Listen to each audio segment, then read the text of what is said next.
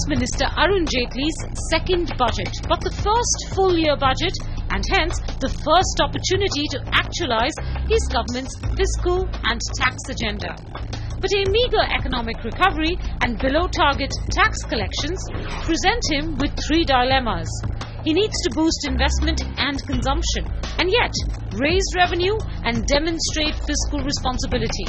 He needs to start reducing the number of industry-specific incentives towards a simpler tax code, and yet provide tax support for key government policies such as Make in India.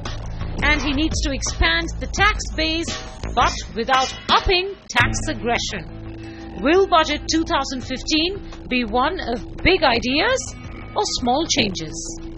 My view is as follows. One is, as we all know, it is the fiscal deficit is not looking very good because the revenue collections are not looking very good. From a macroeconomic perspective, I don't know the answer whether the FM would be comfortable in breaching that so-called 4.1%. And there are economists who argue what's wrong in it, if it is for the right reason. And by the way, it should be for the right reason, because if you see the percentage of spend on capital creation, it is still very low, in single digit. So if at all he thinks about it, in my view, it should be only when you are confident of spending much more on creating capital assets. So having said that, so that's one part on the revenue front. So if you keep that in mind, then you say that the greatest challenge, according to me, which the FM will face, is to how to put more money in the hands of individual taxpayers on the one hand. Great. One, because you obviously hope to kickstart more demand in the economy. Two, because there could be some political overhang due to recent events like the Delhi results.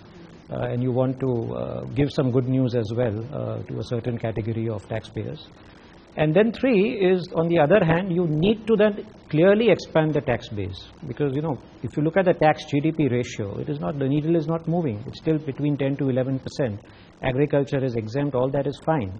But I don't think with these kind of pressures which he has, he can really do much to give away. And look at the other way, look at the corporate side. Dividend distribution tax, 25,000 crores is being collected. So you say, okay, reduce the effective corporate tax rate, do away with DDT. In my view, he cannot do away with it. It has to shift to taxation in the hands of individual shareholders. 25,000 crores he can't do away with. Surcharges, he can't do away with in this year, because again the leeway is limited. So I think his hands are quite tied. On the one hand, you're saying he ought to do away with, to put more spending power in the hands of companies. So let me clarify. Individuals he can't do away with individuals he will try and put more money. But I think on the corporate side, the interesting debate could be that we have talked about not having profit-linked incentives. We have talked about not having exemptions which distort corporate behavior. That could be a great trade-off. Remove the surcharges and remove some of these exemptions. I'm going to get to those trade-offs in just a bit. Mr. Kanabar, in a nutshell, what are you expecting? Are you expecting big tax changes, relief for tax-paying individuals, for corporations, an effort to boost investment and consumption in the country? Or are you expecting a very sort of conservative budget because revenue collection is an area of concern? I do hope it's not a conservative budget, Menka, for the sake of this country, because tell me, in the last 6 months, we are talking about Achedin and whatever else, how many new projects have you heard being taken up by any industrial house? Tell me, this is the new factory coming up, this is a new production thing coming up. So we need to revive capital spend. That is inevitable. And the government's role in that is inevitable. So I think, I hope that this is not one of those conservative budgets. I hope it does something more. Second, what have you heard in the recent past? The word tax terrorism began at a point of time when the elections were there. But even now, you hear that whenever Mr. Modi went to USA, he met up with the CEOs, and the consistent thing he heard was tax was becoming an important deterrent. Will we be able to send out a message this time that we want to bring a stability in the tax regime? Sudhir spoke, and I would totally agree with him, about the need to expand the tax base. And again, there are a number of suggestions which have been given.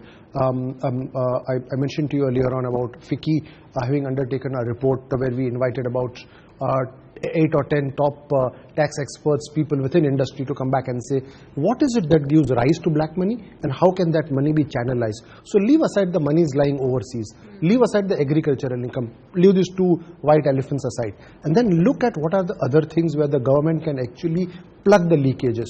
I think if all of those are taken care of, we really will see a buoyancy of tax collection.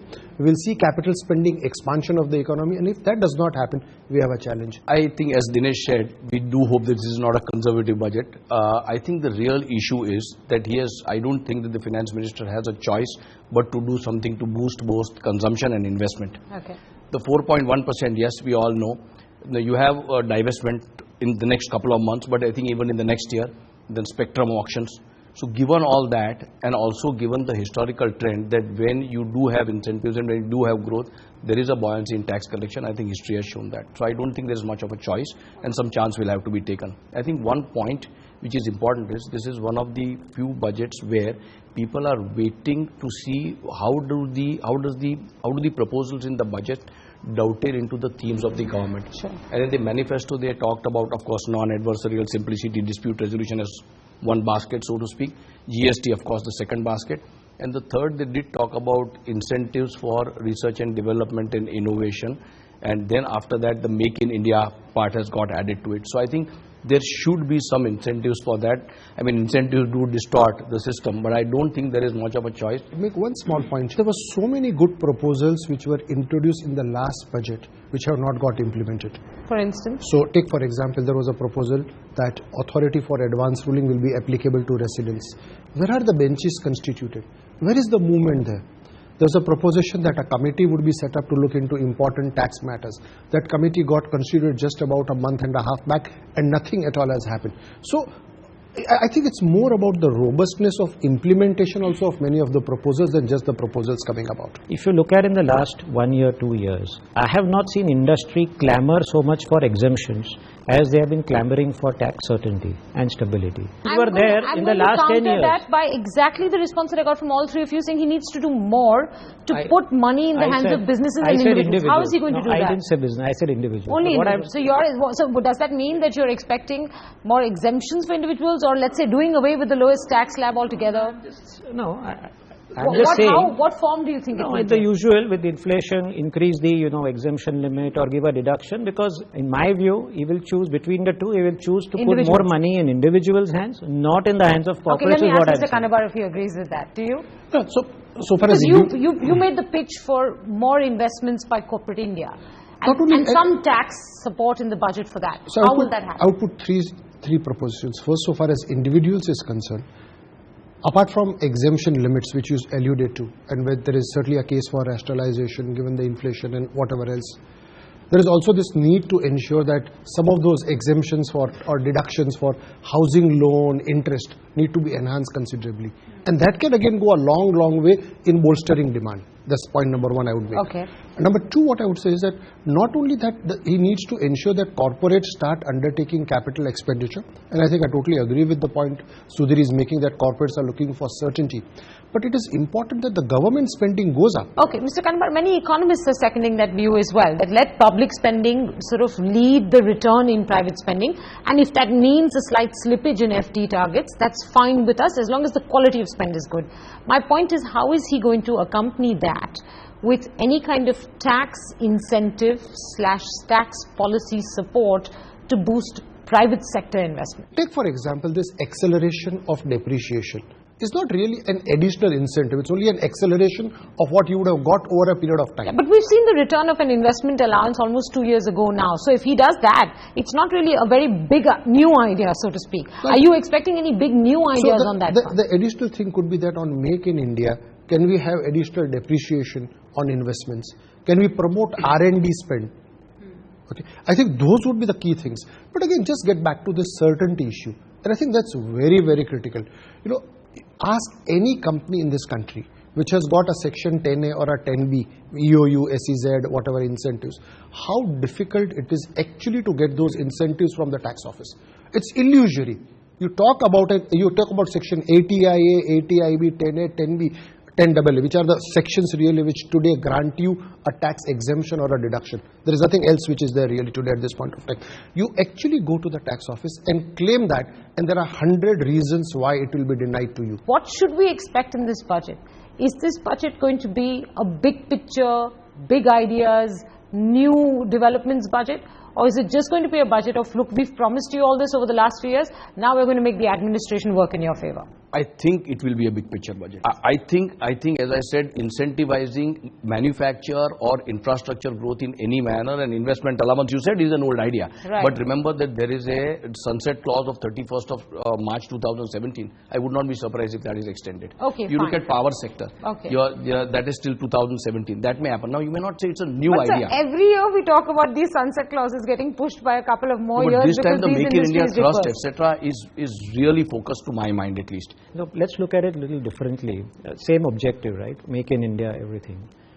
What is the amount of sacrifice because of tax exemptions, and what is the amount you will lose if you remove the surcharges? Remember, removing surcharges brings your corporate tax rate to 30%. I've talked about it, since 5 years, 6 years without success. But if you look at it really brass tracks wise, if the corporate rate is 30%, you remove these exemptions and this uncertainty associated with the exemptions. Ultimately, as Dinesh said, you probably don't get anything because of the interpretation issues. If you ask me what is a big bang, if you really think about it, it's big bang, because you are saying your rate is now reduced by 4%. You might streamline DDT as well. And of course, you will streamline exemption, make it investment linked versus profit linked. But that may be dealt with only when the direct tax code is rewritten. Up next, we stay focused on the budget and discuss dividend distribution tax, MAT, and base expansion.